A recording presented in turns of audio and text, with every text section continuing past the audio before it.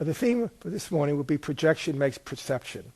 This is one of those vitally important principles in the Course. In fact, it's so important that it's repeated in the text. In a sense, it goes to the heart of what the ego attempts to have us do, and then understanding it goes to the heart of how the Holy Spirit undoes what the ego's attempt is. One of the ways of explaining or characterizing what the ego's strategy is that its attempt is to make us be mindless. Right? Its terror is that if we ever return to our mind, we would change our mind. And our original decision for the ego, which is the thought system of being an individual and being special and being unique, a thought system that we have identified with, so in that sense we have become the ego, that thought system will be undone simply by changing our mind. And so to ensure that we don't change our mind, what the ego does is teach us we are mindless by taking the thought system of the ego, separation, sin, guilt, fear, punishment, suffering and death, and projects it out, and then causes us to forget what we have projected.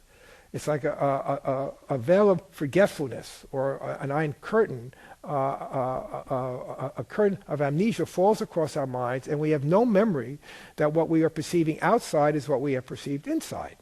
And so we actually think that what we are perceiving outside is there. And that is because we have forgotten that projection makes perception.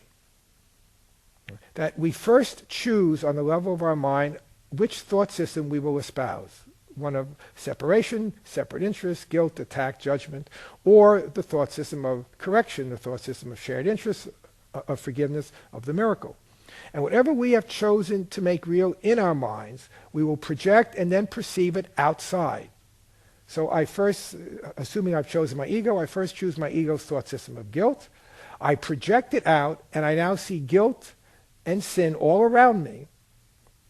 But I perceive it there because I have projected it there, and I have put it there. But having forgotten that I have projected it, it now appears once again that what I am seeing outside is actually there. And I have no memory of being a mind. Right? And of course, since we have no memory of being a mind, once again, we cannot change it. And if we can't change my mind, then the original decision for the ego is preserved forever, or seemingly forever. And there is no hope.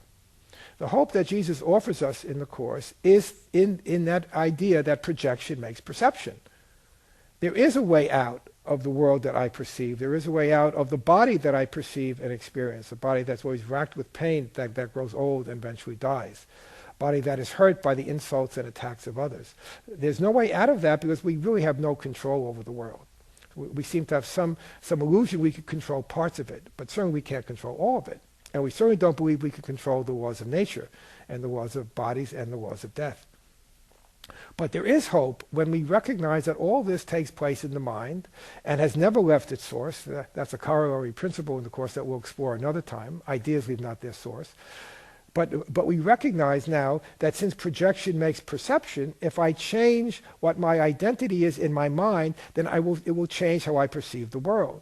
And instead of perceiving the world as a cold and cruel, hostile place in which I am vulnerable, and as the Course says, at the mercy of forces beyond my control, I will now begin to realize that I do have control. I may not have control over your body, I may not even have control over my body, but I do have control over my mind. And again, because projection makes perception, there is now something I can do about it. In fact, in chapter 21, which begins with the line, the repeated line, projection makes perception, it says a few lines down from that, in that first paragraph, that the world you see is an outside picture of an inward condition.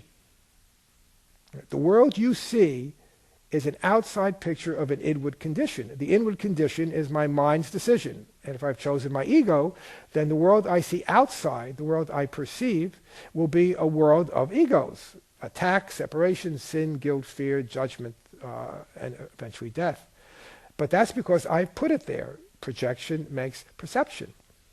But because I projected it out and see in you all my judgments of myself, all my thoughts of sin and guilt and what a horrid person I am, because I'm the one who separated from God and betrayed his love and abandoned his presence.